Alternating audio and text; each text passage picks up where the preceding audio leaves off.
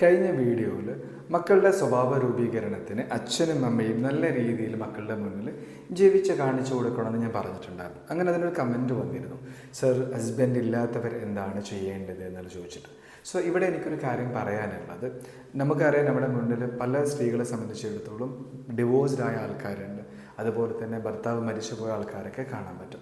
സ്വാഭാവികമായിട്ടും അവർക്ക് കുട്ടികളുണ്ടാകും. ഇതിൽ ചില ആൾക്കാർ ഭർത്താവ് ഉണ്ടായിരിക്കും, പക്ഷേ വളരെ റെസ്പോൺസിബിളായിട്ട് മക്കളെ കാര്യങ്ങളൊന്നും തന്നെ നോക്കാതെ നിൽക്കുന്ന വളരെ ചുരുക്കം ചില ഭർത്താക്കന്മാരെയും കാണാം.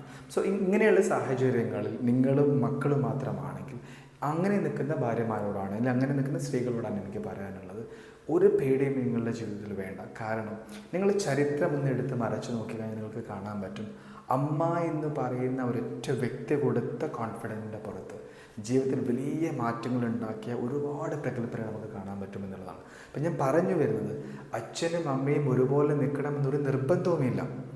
അമ്മ മാത്രം നിന്നാൽ മതി ഈ കുട്ടിക്ക് എല്ലാ നേട്ടങ്ങളും കൈവരിക്കാനായിട്ട്.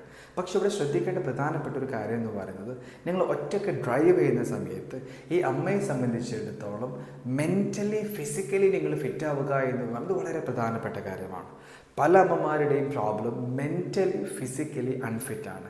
ഈ അൺഫിറ്റ്നെസ് നിങ്ങൾക്ക് വലിയ ബുദ്ധിമുട്ടുകളും സ്ട്രെസ്സും ഡിപ്രഷനും പലതും കൊണ്ടുവരാൻ. അതുകൊണ്ട് മാനസികമായി നിങ്ങൾ ഡെവലപ്പ് ചെയ്തെടുത്ത് ഫിസിക്കലി നിങ്ങളെ കൺട്രോൾ ചെയ്ത് ശക്തമായ പ്ലാനിങ്ങോട് കൂടെ നിങ്ങളെ കുട്ടികൾക്ക് കൃത്യമായ ഗൈഡൻസ് കൊടുക്കാൻ തയ്യാറാണെങ്കിൽ നിങ്ങൾ ഒറ്റയ്ക്ക് വിചാരിച്ചാൽ മതി, നിങ്ങളെ കുട്ടിയെ ഏറ്റവും ഉയർന്ന പൊസിഷനിൽ നിങ്ങൾക്ക് കൊണ്ടുവരാൻ കഴിയുമെന്ന കാര്യം ഉറപ്പാണ്.